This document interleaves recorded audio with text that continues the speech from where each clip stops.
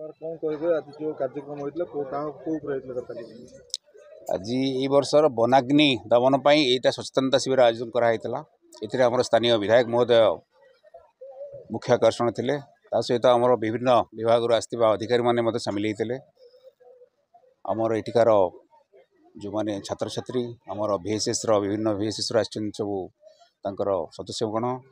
छोट छोट पिला माने एवं ये अंचल बुद्धिजीवी सामिल होते समस्त को आम बार्ता देलु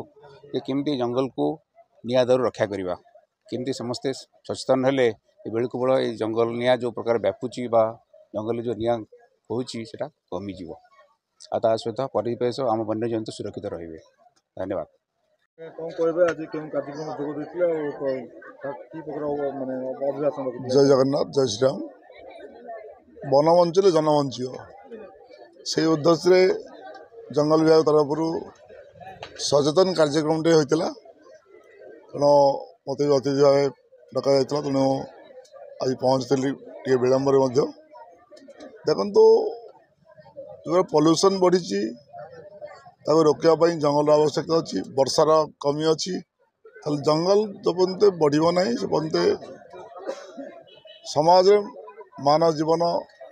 बचारे कौटी ना कौटी कष्ट हम तेणु निहती से डिपार्टमेंट सचेतन कर जंगल क्रिएट करने जंगल को बढ़ावाई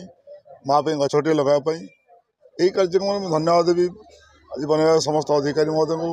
डीएफ सार अच्छा रेंजर सार अच्छा फरेस्ट सार अच्छा तो बड़ जिनस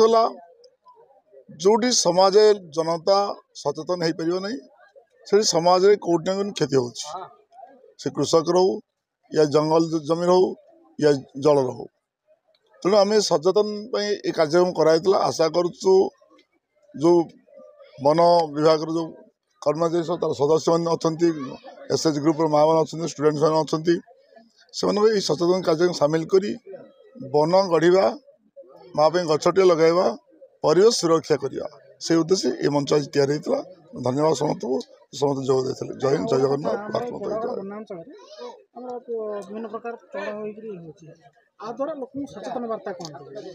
देखु मु विधायक आया पूर्व देखुली जब आम विरोध दल थी ये दिन में 10 गाड़ी 20 गाड़ी 30 गाड़ी में काठ चोरा चलाण होता मु आसिया पर मु चिंता कली मु सार मान कहली जे कम से कम जंगल सुरक्षा केतल हम जो आम सचेतन हाँ तेणु सार मैंने एक्टिव हेले प्रत्येक समय नाइट पेट्रोलिंग कले जो मास 150 200 300 गाड़ी काठ चोरा चलाण होता रोकी दिगला आज डेट देखिए मसरे गोटे गाड़ी काठ भी आप देखिपारे ना 2 दिन तले गांगापुर चढ़ाऊ करते जो बेनामी करत कल था भी हटा जाइए तो मोर कहला आम सचेतन होगा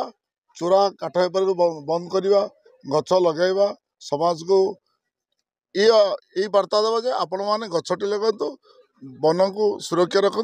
जंगल तैयारी करूँ ये उद्देश्य आज ये मंच तैयारी होता। जय हिंद जय जगन्नाथ भारत माता की जय।